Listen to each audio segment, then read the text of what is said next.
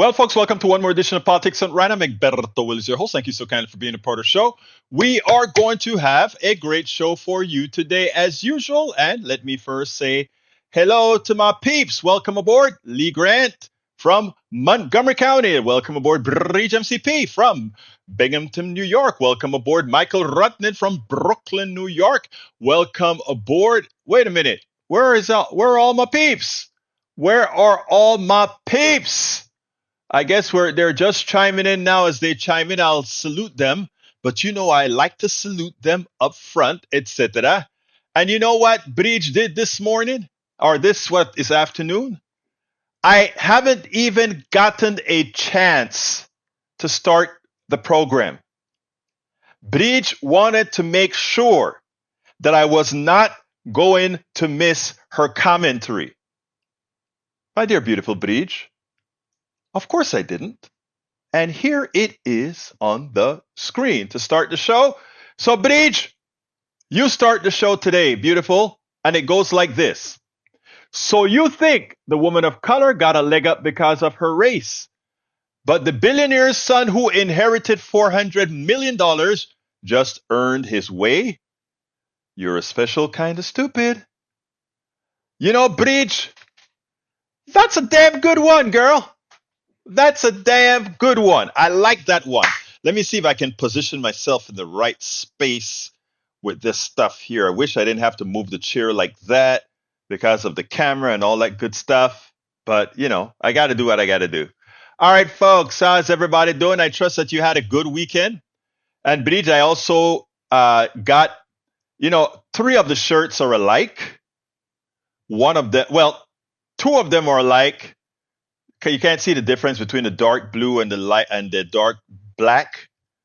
The others is a kind of stuff that's different, but this one is gray.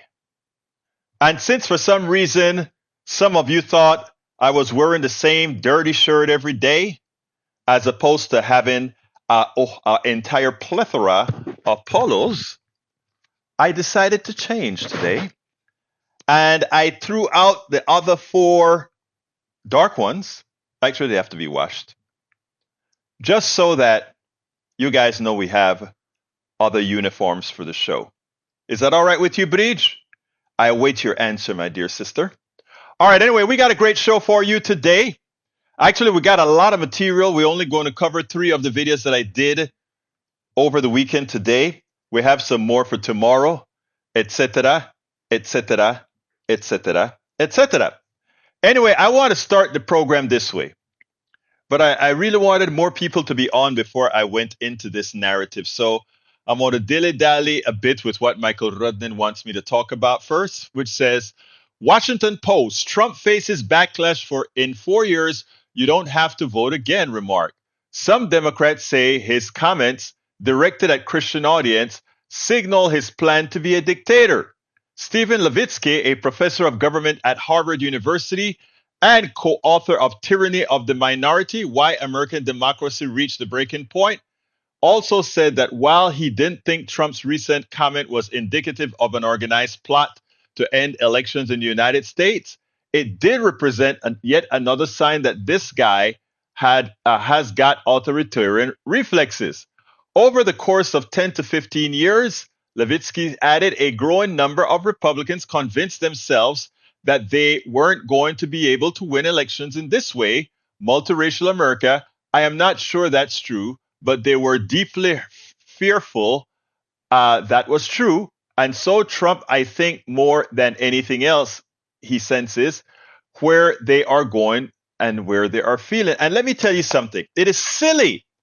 These guys are so silly to sit back and believe that if you make the Republican Party a white party, a party that only caters to one kind of folk, a party that's a supremacist party, then you won't have the majority of Americans, because that's not who the majority of Americans are. The reason why Republicans are overrepresented in the Senate, overrepresented in Congress, is because of a constitutional defect. The Constitution is severely defective. It doesn't allow for true democracy. And what are the defective parts of the Constitution? Gerrymandering, a huge defect that you can pack. If you have a state that is, let's say, 50, 70, 30, you could pack a whole district with a whole bunch of Democrats and spread out everybody else in the other district and give a semblance of democracy, but in reality, you don't get it. Other defects. Why does North Dakota get the same amount of senators as California? California has more than 10 times the amount of people, 20 times the amount, 40 times the amount of people. Why? Constitutional defect. You were compromised. The average American citizen was compromised when they made the deal. You were compromised. And we can go item after item that the president has to be elected by an electoral college and not majority vote. What is that again? Constitutional defect. The Constitution is defective for a democracy or a representative democracy because it doesn't represent. That California has 2 senators and North Dakota has 2 senators, there's nothing representative about that. It's a constitutional defect, and as opposed to singing glory, glory, hallelujah, these founding fathers were infallible. No, they created something to maintain their power. That's just how it was then. That's what they did. Let's be honest about it. And we have different structures that we're trying to. The popular compact, the popular vote compact is one of the things that we are putting together to try to solve that problem, where states can make a deal that, whichever 270 states that add up to 270 votes will vote the direction of the popular vote. So that's what we're doing right now. And I have some interviews that I did at Netroots that point that out as well. So anyhow, by the way, we're getting throttled again. If you notice, our count both on YouTube, TikTok, etc. Twitter is down. So what I'm asking all of you to do right now is click that like button. We need to push that algorithm. All of you that are on, if you're on TikTok, or rather if you are on Instagram, or rather Twitter, go ahead and hit that like button. If you're on, or rather retweet if you're on Twitter, and also like it, love it. If you are on Facebook, please remember to go ahead and like it and share it. And on all the platforms, please share. We have to manually do this stuff, else we get throttled. And how do they throttle? AI can know what we're talking about. AI knows exactly what we're talking about, and it tries to minimize coverage. They're not going to tell you that. But when I look, I did some tests over the weekend with the way I put some stuff. They like to call it SEO. It's not really SEO. It's information suppression. Don't be fooled by that. It's information suppression. All right, let me put Bridget's other piece on the screen, and then we can continue to move on. All right, Bridget, here it comes. There it comes, I think. Well, it didn't come. Let's see. There we go. I think that's what you wanted, but it's not on. Come on. There we go. There we go. How does it feel to be hired just because of your race or gender? And wait, I have to set it up for the people that are on, for the people that are listening on podcast. There's a white man sitting at a table, and there's a black woman sitting at the table. And the white man says, how does it feel to be hired just because of your race and gender? And the black woman chimes back to him, please tell me. Because it's amazing for the people who attack DEI don't see the converse. And the converse is that if DEI is necessary for people of color in many instances to get equal access to the workplace, that means because of their color and gender, others have been rewarded with access to employment. And I'll tell you something, Bridge, I had never seen it said that way. I think that is prescient. That is prescient. All right, now we have more people coming in. We've got Peggy Lopez, La Preciosa de California. How are you doing, Peggy Lopez? Welcome to Politics and Right. We have Melanie Keelan from Barcelona, Spain. Melanie, how are you doing? Beautiful. We also have in the house, I'm scrolling up to see if I see anybody else. May Wood from Long Beach, California. And I think that's the other new entries that we have since I called out everybody. Okay, another one from Radnin. 30-second video. Here's a transcript. Christians get out and vote. Oh, I don't have to do that because I have it ready for you guys. I made sure to get it ready for you. So here is what you're looking for, Brother Radnin. And this one I had you in mind when I made it. So let's go ahead and play it. Donald Trump at Turning Point Action. How do you know the wannabe autocrat, the wannabe dictator's mind is failing? I'll tell you why. Because he doesn't think logically and he exposes himself. I want you to listen to this and then we'll take it on the other side. I don't care how, but you have to get out and vote. And again, Christians, get out and vote. Just this time. You won't have to do it anymore. 4 more years, you know what? It'll be fixed. It'll be fine. You won't have to vote anymore, my beautiful Christians. I love you, Christians. I'm a Christian. I love you. Get out. You got to get out and vote. In 4 years, you don't have to vote again. We'll have it fixed so good you're not going to have to vote. So, yeah, he comes out and he's panicking now. He wants people to go out and vote. He wants Christians, as if Christians only belong to Republicans, right? He wants Christians to go out and vote because he thinks that he owns the Christian votes. What he means is that he owns the evangelical Christians that he purchased, whose leaders he purchased. That's what he's talking about. He wants them to go out and vote. And he couldn't stop there. He couldn't help himself. His mind doesn't work right. So what does he say? You got to do it this time, but you don't have to worry about it 4 years later because we are going to have it fixed so well that voting is going to be unnecessary.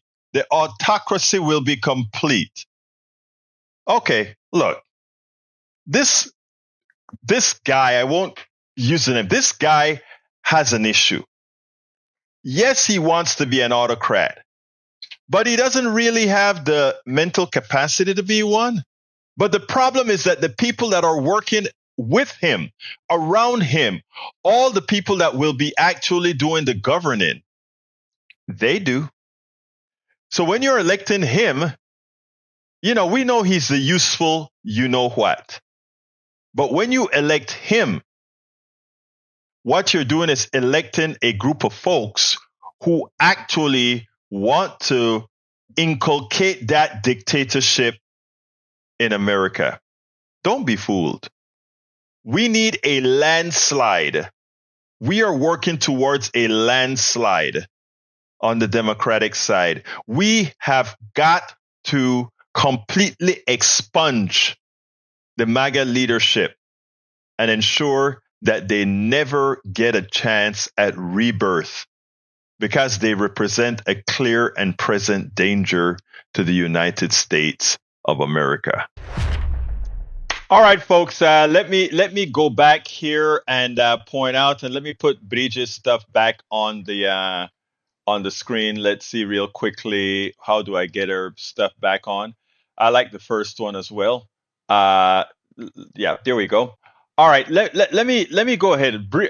Michael Rudden says this is kind of insane. Out in the open, talking about ending elections while making the blatant commentary. All right, let's go to Brother Brackens. My dear brother Ray, talk to me, sir. Yeah, brother. I had saw that clip on Twitter about a few days ago, and I just say I was utterly disgusted that this creature. I appreciate you, Egberto, because you're a lot more censored and filtered than I am. But it's hard to even describe that individual as a human. But yeah, he's basically declared that yeah, if you get him elected in 4 years, you won't have to worry about it. And what sickens me is whenever I talk to so-called independent voters, aka I call them lazy people that don't want to take their civic responsibility. I tell them what this MFer, and y'all could fill in the rest what that is actually up to. And they're like, oh, I'll be fine. I'll just run my business. And by the way, they're social media influencers. Let's call them that. They'd be like, I'm gonna be fine. I'm gonna make my money. Blah blah blah. Y'all are tripping. Y'all are taking it out of sorts. It's gonna be just fine. And meanwhile, it's like, you know what? I'm not even gonna worry about you. I'm gonna just get to work. That's all. And they really and this person was and by the way, this person was a transgender person of color who I had this conversation with, who had probably the most to deal with, but their mind is so poisoned with everything else that they're going through. They're like, well, if black people suffer, it won't matter to me because we've been suffering forever. It's not going to make a difference. But I tried to push this point to them, and the point that I was trying to make is crap rolls downhill, if you know what I mean. Exactly. And they would definitely feel it. Ray, let me ask you something. This person that you spoke to, how did the conversation start? Were you trying to tell? What were you trying to tell them when you started the conversation? It was a casual conversation. I'm still working on my delivery, Egberto. This person lives in Atlanta, by the way. They don't live in Texas, but it's a similar, they don't have many rights out there as well. Right. When you talk about the state legislature. So, they were saying that, well, I had been dealing with, so-and-so people, and it was the white man who helped me. I'm like, look, I'm not saying that white people are not good. Joe Biden was a wonderful white ally. And just to speak quickly on that man is a true patriot because he sat there and said, look, I would love to sit here and do this job, but it wouldn't be fair to you all. And he knew the writing was on the wall. The Democrats had already poisoned the water. The donors had poisoned the water. He said, I'm doing something that I know is necessary, but it's best for the country. And Donald Trump would never have the gall to do that. Right. And one last thing, I'm gonna switch it back to you. I ain't trying to take over, but I miss you, Egberto. Over the weekend, it's a long weekend without you. So to the point you were making about the undemocratic constitutions of our nation, like the Senate and the Electoral College. People understand, like, if you want to change what's undemocratic about this country, you have to work within the system. So, right. Unfortunately, we have the senators. One thing I feel like we could do is make the senators dissolve their power into one. So, in other words, they all act like little presidents, like Joe Biden said when it comes to legislation. Basically make the House be the final rule and make them like what the superdelegates are in the Democratic primary. That's a solution I have. I mean, and again, all of that would work because it's also more democratic. It is, believe it or not, that is more democratic. No matter how you look at it. But thank you. I'm going to let you go, and I want to address something that you said very importantly about the transgender and the black transgender person. Well, let me just say it now. Here's the deal, because, and this, I think I mentioned it. I don't remember if I mentioned it on my KPFT show or on another blog post. But what has happened over time is Trump and his allies have been racializing black folks, Latinos, and other folks. They have been racializing it, and they've been doing it in a very ingenious manner. And that ingenious manner is exactly what the transgender folks said, where he said, white people have helped me more than, let's say, black folks, etc., or Latino folks, or whatever, right? That isn't even the point of the conversation. The point of the conversation is about Trump, not about white people. We look at our audience right here. Our audience is a majority white audience of great people. So What they try to do is change the subject, try to racialize the subject, and then install self hate. So, who do you get? The Candace Owens of the world, right? Candace Owen is out there telling black Right. folks, forget about what most black folks are doing by supporting the Democratic Party. Look at what you really need to do. She's getting paid to do it, but the others are going to get screwed if they do it. And the same goes with the transgenders, gay, white women. All these people are going to be screwed by what again? Project 2025. Because Project 2025 is a regression to what used to be an empowerment of the property owner. All right. And remember that. I want everybody to you can summarize all of this. When America was formed, I want everybody to understand this. The Constitution was a property document.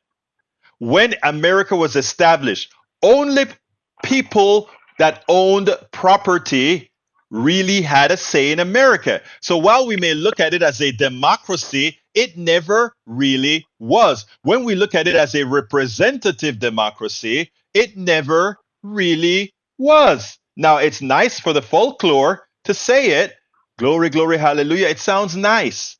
We have been improving the women's march, the civil rights, the women's movement, all these things. Again, I made a document, not I, a group of us made a documentary with Move to Amend called Legalize Democracy. I want everybody to go to my website, egbertowillies.com, and in the search button, search for Legalize Democracy. It's a 28-minute documentary. And I think you guys are going to learn a lot from that. How we went from a country that was formed for the few, and we used at first a judicial system and the popular system to make it a more equitable system. It's important that you see that legalized democracy. What I tell you what, I'll find it. But anyway, anything else you want to say real quickly before we move on, my brother?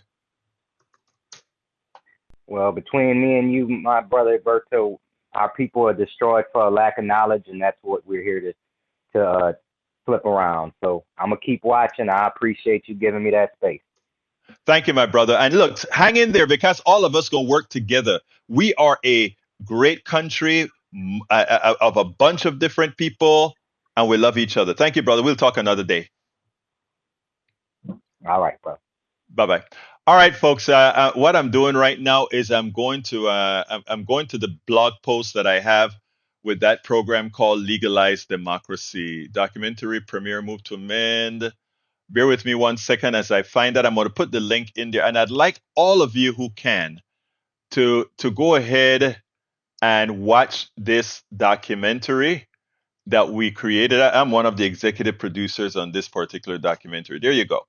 I just put it in the chat. All right, let me continue with what you guys have to say before I go to the next video. Let's see what else we got here. Egberto for the screen. Is that yet another one, Bridge? Let's see. No, that one I think I put on the screen already. All right, so I guess I'm a little bit behind. All right, I'm continuing. Egberto, one more screen. Which one is this one now? Did I miss one? Let's see if I got that. No, I got that one as well. All right, I'm scrolling down, folks, to the commentary. I'm scrolling down. Michael Rodney says, Egberto, I read Bridges' meme as good old boy and frat fraternity networks hiring among their own. Exactly. Billy Allison Irwin, how are you doing, beautiful? Great to see. Oh, have COVID, so not making the morning show. Oh, Billy, I'm so sorry you have COVID. I hope you're drinking a lot of fluids and taking good care of yourself. Take those anti-inflammatories and just chill out. Love you, girl. You just get better quickly. All right, let's see. Peggy says, howdy, been thinking about the patriarchy and how these times are the same as those of the 60s and 70s. And may we add the formation of the country, sis. All right, we also have, let's see. Notice he said that he was not a Christian, but I want the Christians to vote for me. Oh, I could swear he said I am a Christian. I didn't know he said I'm not a Christian. I need to listen to it again. I thought he said I am a Christian. Okay, let's see. Trump finally admits he's not a Christian. Peggy heard it too. Okay. Wow, I didn't even notice that, guys. I just thought he said I'm a Christian, but I heard it wrong. Okay. All right, but he says, love how the Christian nationalists are boycotting the Olympics for what they thought was a Last Supper scene when it was a Greek themed party. So uneducated. You know what else is funny? They're willing to boycott the Olympics, which doesn't have any impact on their lives, but they're willing to make the most powerful person in the world be somebody who is a thief, who is a who was convicted or was found liable for sexual assault, and a judge said he raped a woman, who stole money with a false university. They don't mind the Christians and these evangelicals going to boycott that scene at the Olympics, but they won't boycott the guy who has broken just about every single commandment of the Bible. Huh? Funny. All right, from Paul Fleming says, under the tax plan proposed in Project 2025, it is estimated that a family of making about 100,000 a year would get a 2,600 tax hike, but a family of four making 5 million a year would get a $325,000 tax cut. It's a trickle down nightmare. No, it's a trickle up reality. All right. Let's see. Mockeries like this common. Just do a Google search for the Last Supper. Oh my God. You guys are just populating this screen with some good stuff. There is that supper that Michael Rudden wants on the screen. All right. Paul Fleming says, Wayment, you're so mad at Kamala for the lie locked that she locked up thousands of black men. You'll vote for Trump when he said he'll give total immunity to cops. Got it. But not only that, you'll vote for Trump, who even after 5 guys have been proved not guilty, innocent of raping a woman in Central Park, he still won't accept his mistake after putting a full page ad that was very racialized. Again, the inconsistency is there. Look, you have to realize that those people that are voting for Donald Trump are telling themselves a lie because they do want to vote for Donald Trump. They said it's about their economy, but their 401ks are exploding. They say it's about wars, but Donald Trump just told Netanyahu, finish that stuff up. In other words, just kill these people and let's get it over with. They say it's about values. The guy, pull on women, crutches, etc. There is no reason that they are trying to give for voting for this guy that if they look in their kids' eyes, if they look in their daughter's eyes, their son's eyes, their sons and daughters can never take what they say seriously again because they just have to say, Mom and Dad, didn't you vote for somebody to run the rest of the country, to run the entire country and be the most powerful person in the world who actually grabbed women by their crutches, who actually stole? Didn't you vote for that? How then can you condemn me when I do something wrong, Mom? You see, or Dad? Again, there are consequences. There are real consequences for the soul of this country when you vote for Donald Trump. There are consequences when you vote for Donald Trump. And your kids, for those of you whose kids will know you would have voted for Trump, that will be inculcated in their minds forever, and you have destroyed those kids' soul. You have destroyed those kids' ability for wrong and right.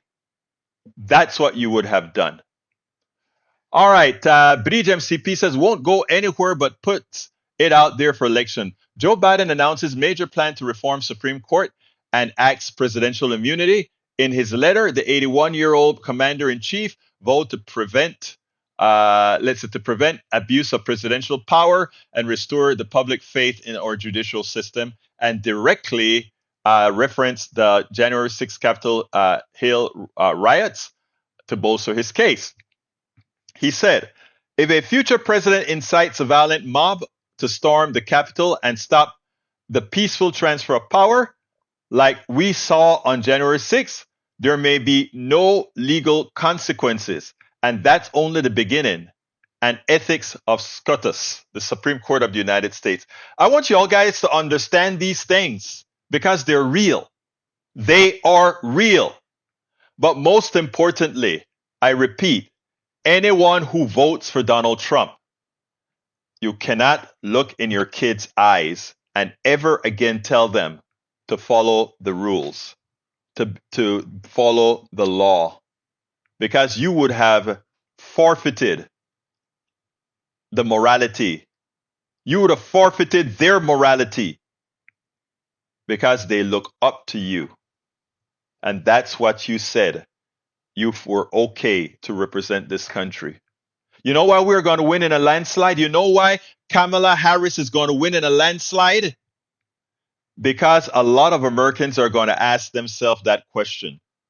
We can give an excuse for 2016, but we all know him now.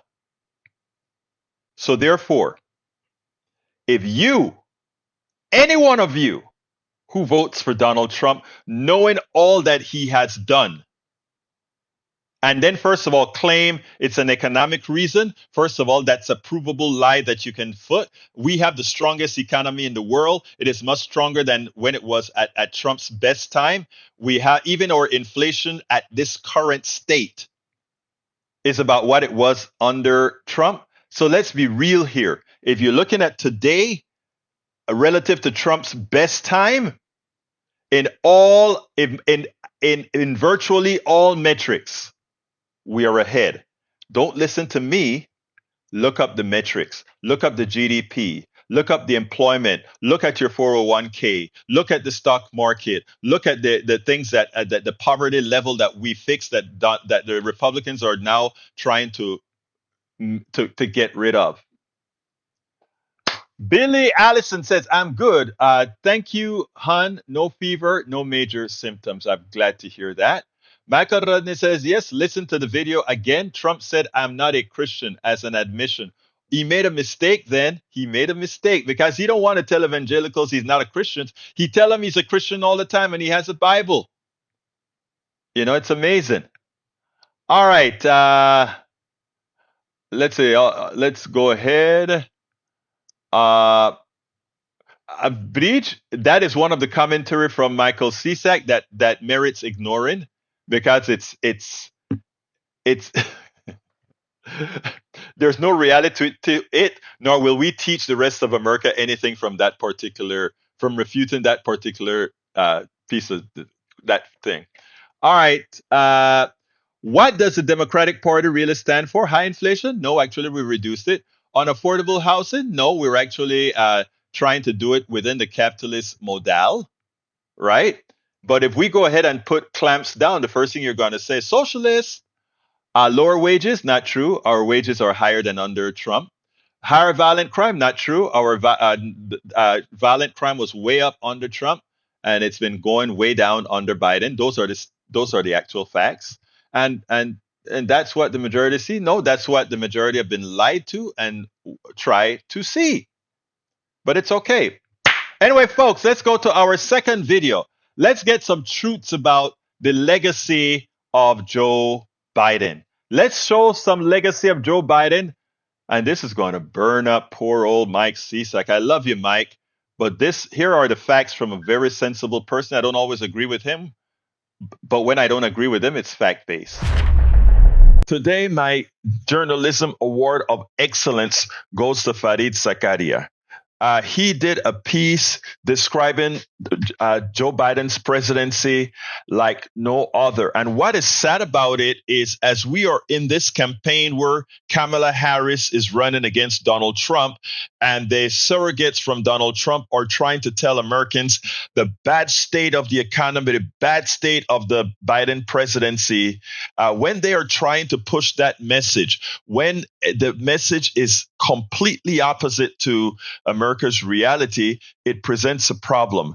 And journalists have not been doing their job in allowing a false balance, as our good friend Matthew Dowd had tweeted about recently. So let's take a listen to Fareed Zakaria, and then we'll take it on the other side. There are a couple of things that I disagree with, and it has more to do with the indoctrination of every single or the vast majority of Americans that we need to dispel. Let's listen to this, and then we'll take it on the other side. It's too early to write up the legacy of Joe Biden. The signature aspect of Biden's presidency has been his big break from decades of economic policy. For almost half a century, the federal government has refrained from any transformative long-term investments in the American economy. Even the large COVID payments were for consumption, not for investment. In fact, the defining fiscal policies of our times have been tax cuts. President Reagan, Bush, and Trump all enacted large tax cuts that broadly benefited the rich. The result has been an America that can be characterized by private opulence and public decay. $100 million homes in a country where the roads are scarred by potholes and children die at higher rates than any other country in the industrialized world. These tax cuts, by the way, along with spending on wars in Afghanistan and Iraq, are responsible for much of America's enormous federal debt. Biden changed this narrative. He used the resources of the federal government to make large investments in infrastructure, childcare, manufacturing, and energy. These investments will not pay off anytime soon. Many of them have just begun. But the U.S. is now undergoing the largest upgrade of its transportation infrastructure since the 1950s, with more than 56,000 projects already launched. It is seeing a boom in manufacturing investment and employment that reverses a decades-long trend. Green energy is booming. And for the year that it was in effect, Biden's expanded child tax credit helped reduce child poverty in America by 46%, moving a staggering 3.4 million children out of poverty in 1 year. The credit expired after a year, and congressional Republicans refused to renew it. Biden's measures helped trigger the strongest post-COVID recovery of any major economy. The U.S. has produced over 15 million jobs, the most ever for any president in one term. The unemployment rate stayed under 4% for over 2 years. That's the longest since the 1960s. Black labor force participation rates are now higher than of whites for the first time ever on a sustained basis, and so on. It's true that inflation surged, and while the pandemic played a role, so did an excessive infusion of cash into the economy, for which Biden must be held responsible. Overall, as former Treasury Secretary Larry Summers told Bloomberg TV, the record is remarkable. Summers added, "I don't think any administration has so outperformed economic forecasts on the day that it came into office." Biden gets almost no credit for this economic revival. Some of that is the lingering effect of inflation and the persisting crisis of affordability in areas like healthcare, housing, and higher education. But much of it, as I have long argued, is that we live in an age of cultural politics. The issue on which Republicans have been attacking him mostly is not the economy, but the border. The administration has strengthened America's alliance system in the Indo-Pacific. It has built new structures of cooperation and deterrence with Japan, South Korea, India, Australia, and others. All in all, it has handled the world well enough that surveys suggest that most countries rate the United States and Joe Biden much more favorably than they did under Donald Trump. The final legacy of Biden is that he has returned the presidency to an office of sanity, decency, and dignity, ushering out the dangerous demagoguery, anti-democratic rhetoric,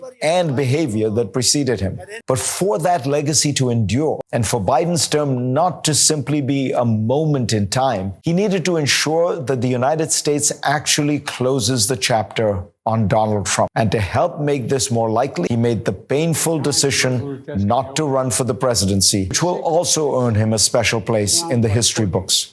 Joe Biden has felt that he has been underestimated all his life. Judging by his tenure in the White House, he's right. Fareed nailed it. He nailed it about the economy. He nailed it about job participation. He nailed it about all these things that are the realities, right? But where he failed, the one part that he failed is when he made the statement that Biden has to take responsibility for the influx of monies into the economy that caused inflation. And where he's wrong in that respect is the following. the good that he spoke about, the reduction in poverty rate, we not going into a recession, the expansion in employment, all of that was caused by the influx of money into the economy. Absent the influx of money, those realities that he praises doesn't occur. That's why many times I speak about the engineering mind, causal and effect, and all these types of issues that folks need to take into account. Let's now define what caused inflation. Inflation, if you listen to the purity of economics, which we've never had, capitalism isn't a purity of economics. Capitalism is a fraud that actually maximizes profits for the few, and also it has no soul. It generates what we call cannibalism. In other words, as Milton Friedman, the god of capitalism, would say, don't worry about environment. Don't worry about people. Your sole responsibility is the maximization of profits for the shareholder and the bonuses for the executive. That's all that matters in capitalism. Now, what Farid did is he kind of bought into that idea when he attempts to say that inflation has something to do with Biden's policy. The reality is inflation was a choice by corporate America. And how do we know it's a choice by corporate America? Inflation is normally in a pure economic system caused by a shortage of product, a shortage of services. We can blame the pandemic for a short while for saying it created a supply chain problem, which means bringing products from China, bringing products from Vietnam, bringing products from everywhere into America had a blockage that created shortages, and for that prices went up. But then again, the blame for those supply chain issues isn't, again, the pandemic specifically. It is the short thinking, poor thinking corporate executive who, in order to maximize profits, stiffed the American people to manufacture overseas. And when the problems of supply come in, they still maintain their profit levels by stiffen the Americans again and charging them more. Inflation is not a government cause issue when there isn't a supply problem. Remember when oil prices went up? Oil prices went up not because we had a shortage of petroleum, not because of the Ukraine war. We always, and you know how we know that? Because even as we had the Ukraine war, Saudi Arabia decided that they were going to take 2 million barrels of oil per day off of the market simply to keep prices high. What is that called? Inflation. All right. Inflation was not caused by Biden's policies. Inflation was caused by corporate policies, and it is reflected in their economic statements that prove their profit went up proportional to the inflation rate and higher. These are statements of facts that are verifiable. So Biden is not to blame for inflation. Put in money. What if you were to accept that? It would say that Americans will never get a chance to go ahead, because as you put more monies into their pockets, the corporations, instead of saying, let's charge a fair price for our product and people can save their money for the future, they will say, we will do, and this is what is said in capitalism, whatever the market will bear. So if they have an extra $10 in their pocket, that gives the capitalist a reason to increase milk so that they can take away some money that these people already have in their pockets. Understand this, and we have to get away from the indoctrination. But as far as given the status of what Biden has accomplished, Farid Zakaria did an excellent job.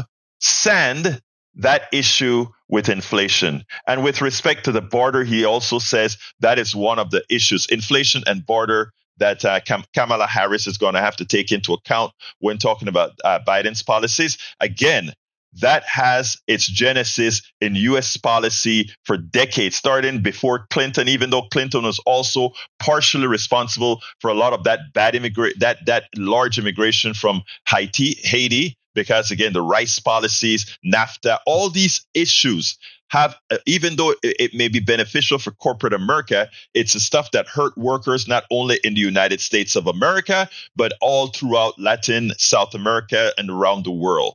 So again, kudos, award to Farid Zakaria for getting it mostly right.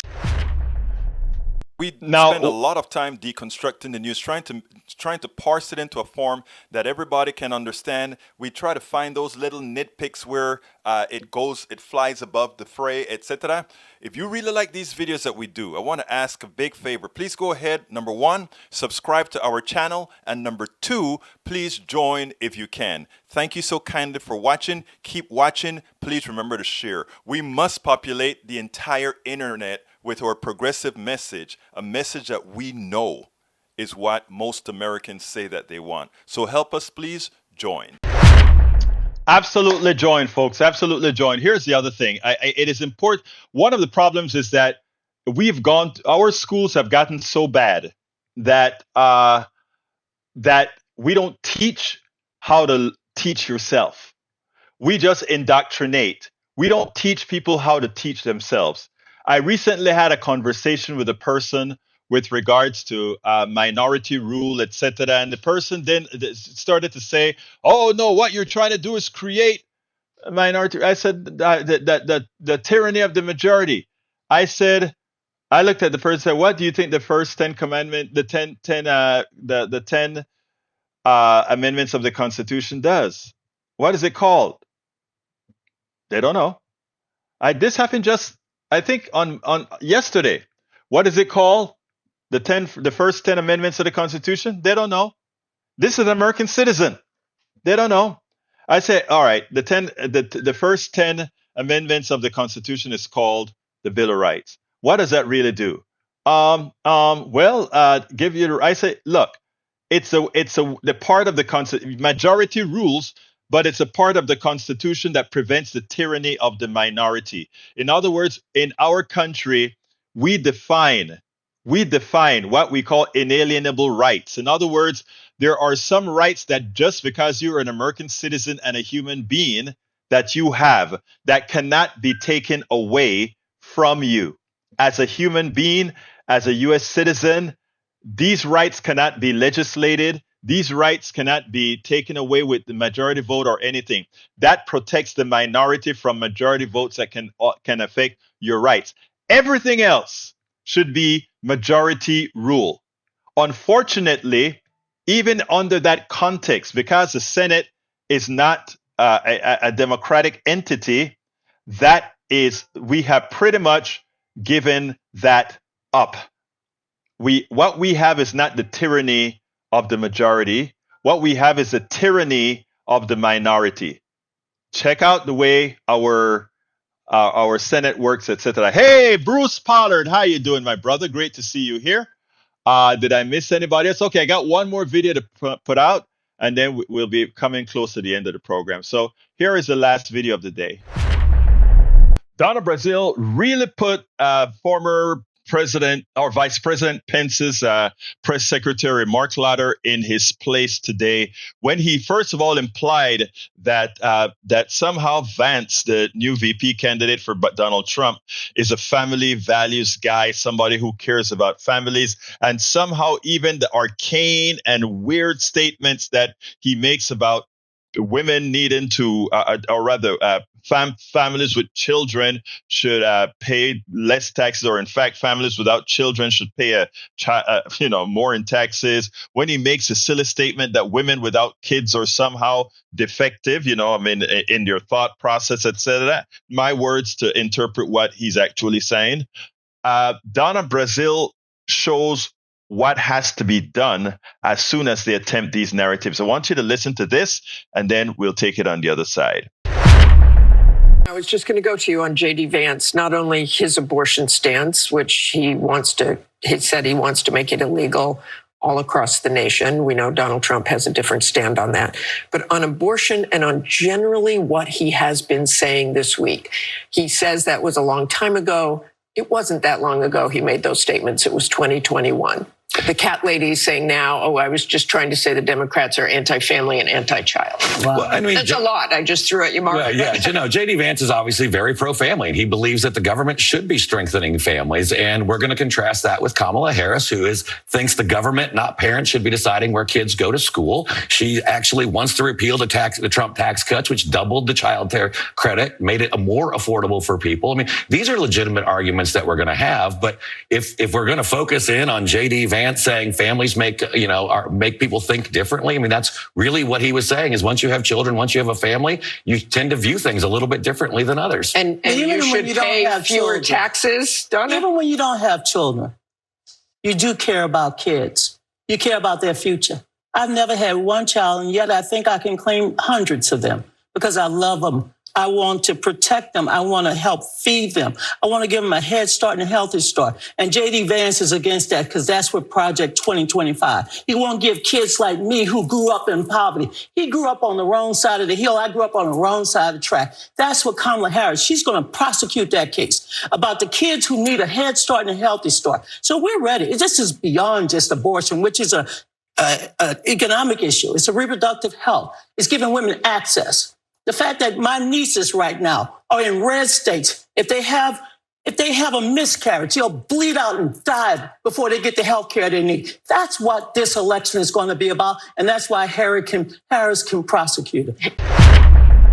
Now, it was great. One of the reasons you hear me continuously talk about landslides, irrespective of the current state of the polls. Remember, a poll is an instant in time. And my belief is that when people are about to hit that button inside of that booth, there are a lot of stuff, a lot of weight's going to be placed on their shoulders. Do I allow my 401k to fall because of my prejudices? Do I allow a worse state of life for my daughter because of my prejudices? Do I allow all these things because I just am prejudiced against XYZ, and because of that, I harm my personal economy? I don't think so.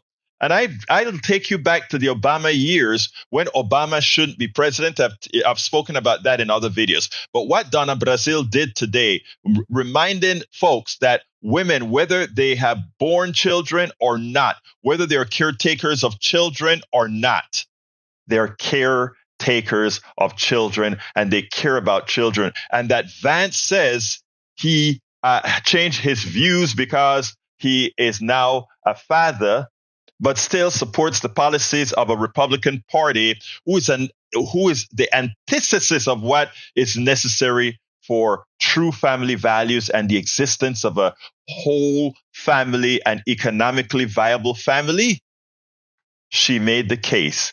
And when we talk about having a Kamala Harris who will be out there to make the case against Trump, to make the case against MAGA, to make the case against what the Republican Party is with regards to economics and social well-being and government policy and the type of government, they're now a fascist party, then that case will be made sufficiently well and the landslide will come.